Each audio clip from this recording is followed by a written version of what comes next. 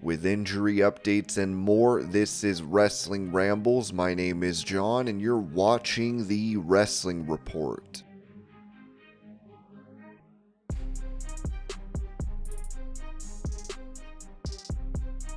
Discussing the possibility of challenging for the IWGP Women's title, AEW's Mercedes Mone told Battleground, "I gotta look at my schedule. I gotta see if I can be out there in Japan every single week. As the New Japan Strong Women's Champion, we have a promotion here in the US that loves to run a lot of shows, so it's easier to just jump on a flight and go there. If I wanted that IWGP Women's Championship again, then I would go after it. But there's always a plan, and there's always a time for everything. That's not the only title that I see my eyes on. I see that little title that Mariah May is holding. I love seeing what Athena is holding down in Ring of Honor. There's a lot of championship gold out there in women's wrestling, so we'll see."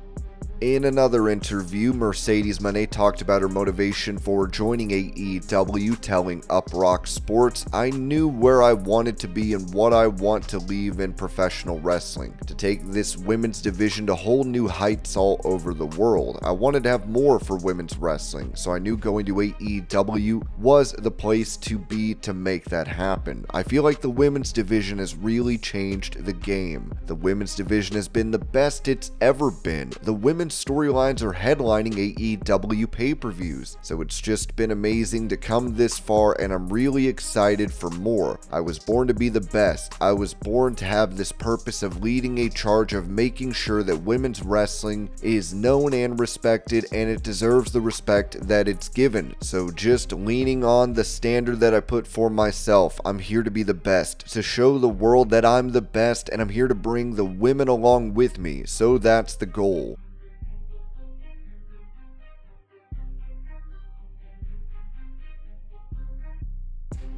Giving more information regarding a lawsuit against WWE brought about by former employee for the company Janel Grant, Ringside News wrote that Janel Grant requested records from Dr. Carlin Colker, a wellness doctor connected to her case. Vince McMahon tried to stop this request, but a judge ruled against him. Dr. Colker has denied any wrongdoing in his treatment of Grant. In response to Colker's request to dismiss her evidence petition, Grant filed a motion to cancel his discovery request. A lot's happened since then, and now Dr. Colker is asking for Grant's petition to be dismissed. Janel Grant had previously filed a petition to access records from Dr. Carlin Colker and his clinic, Peak Wellness Inc. She claims that in November 2019, she received treatments there, including pills and IV infusions, at Vince McMahon's instruction. When she asked about these substances, Dr. Colker reportedly challenged her trust in him. Dr. Colker responded by filing a complaint denying her claims and calling them a smear campaign. He argues that these accusations have seriously harmed his reputation, estimating the damage to be tens of millions of dollars. Dr. Colker is requesting documents to refute Grant's claims and is also seeking to question her directly. In response, Grant filed a motion in Connecticut Superior Court to dismiss Colker's complaint and his request for evidence. She is also asking for sanctions, costs, and attorney fees, arguing that Colker's actions are intended to intimidate her and violate her First Amendment rights, describing his complaint as baseless and an attempt to block her investigation into her medical treatment. According to Post Wrestling, Dr. Carlin Colker and his clinic Peak Wellness have filed a motion to dismiss Janel Grant's request for records in Connecticut Superior Court. Colker's attorneys argue they already provided her team with electronic copies of the medical and billing records she requested. To support this, they included emails sent to Grant's counsel showing when they shared the records. Grant's request seeks 8 specific types of information. These include her electronic medical records, billing and payment records, and payment arrangements involving Vince McMahon and WWE. She also wants details on the purpose and substances of her prescribed treatments. On top of that, she is asking for any communications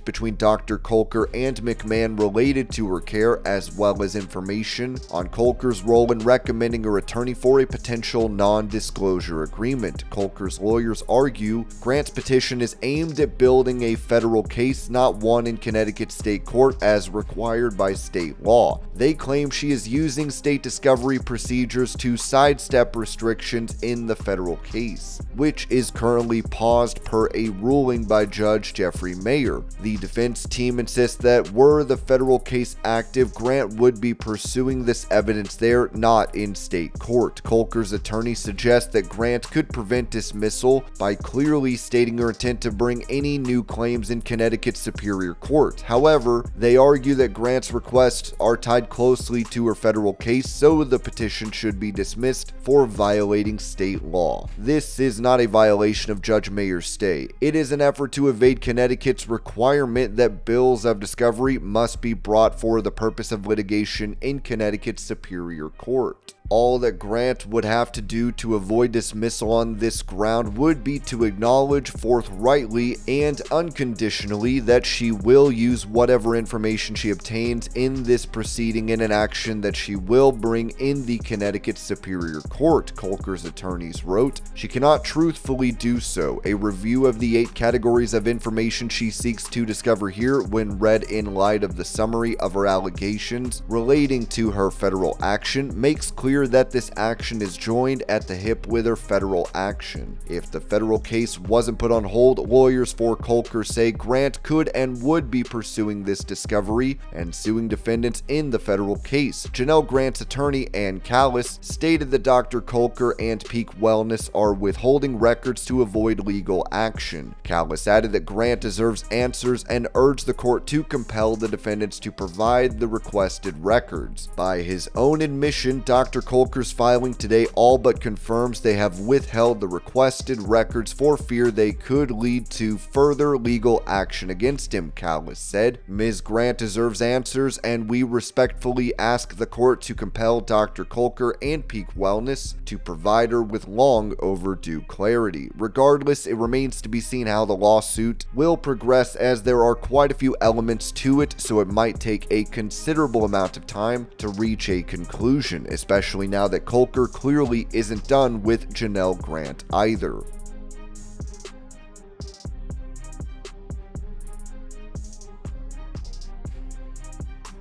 For an update on the recovery of Rhea Ripley, Ringside News noted that WWE announced that Rhea Ripley suffered a fractured orbital socket from the attack. While this injury was part of the storyline, it is confirmed that Ripley is genuinely hurt and will be taking time off from WWE television to recover. According to a report by PW Insider, Rhea Ripley's injury isn't as severe as first believed, but there is still no clear timeline for her return. WWE was planning for her to have a significant role at WrestleMania 41, so they are hoping she can make it in time.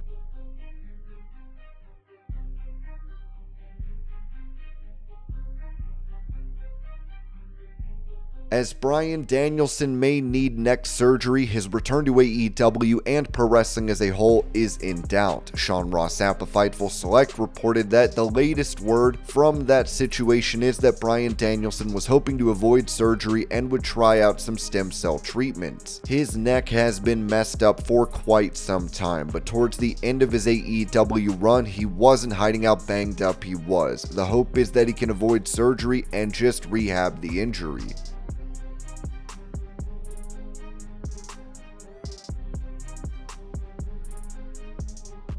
In some unfortunate news, a wrestling legend has passed away, with Ringside News writing, "The wrestling community has lost a beloved veteran as Scorpio Jr. passed away at age 58. The sad news was shared by El Hijo del Santo via Twitter/X on Thursday, November 8th, accompanied by a heartfelt message. "We join the grief that overwhelms the family of our great friend and colleague. Scorpio Jr.'s nearly 40-year career was marked by dedication and tenacity. He carved out significant stints in CMLL and AAA, showcasing his talent and passion for the sport. Earlier this year, he made a triumphant return to AAA after a 7-year hiatus. latest participating in a memorable 6-man tag match alongside Alan Stone and Zambito against Las Shotas, Dulce Canella and Jesse Quinn, and Pimpinella Escarlata. In addition to his long-standing career, Scorpio Jr. achieved notable success as a 2-time CMLL World Tag Team Champion, winning the titles in 1999 with his partner Bestia Salvaje. His contributions to the wrestling industry and his enduring presence in the ring left an indelible mark on fans and colleagues alike.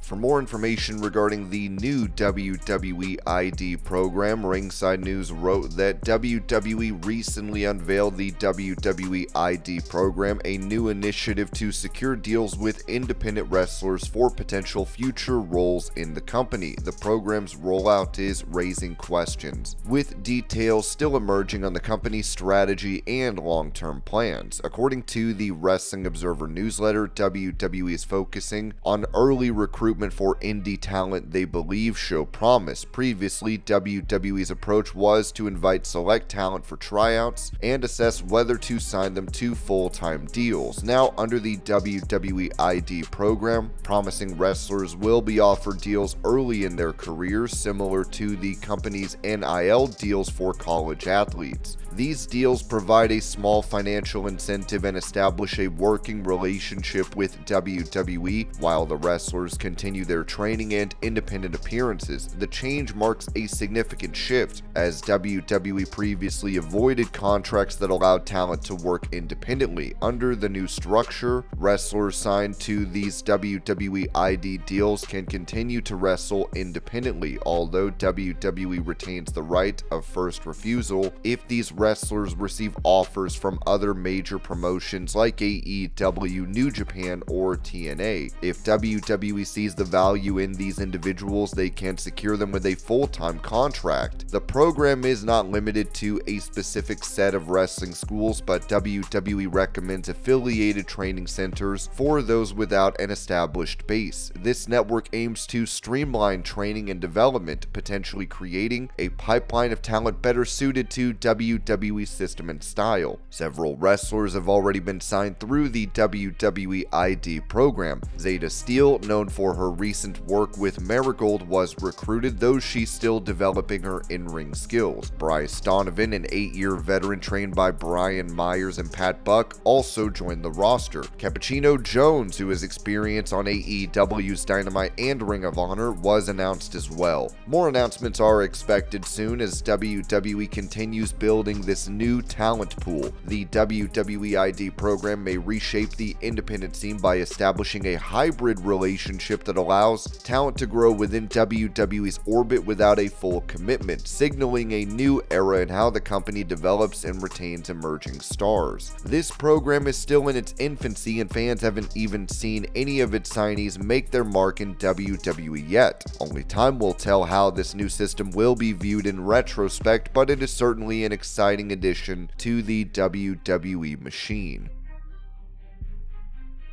And this was your pro wrestling news update. I hope you're all having a great day. Thank you so much for watching, and I will see y'all later.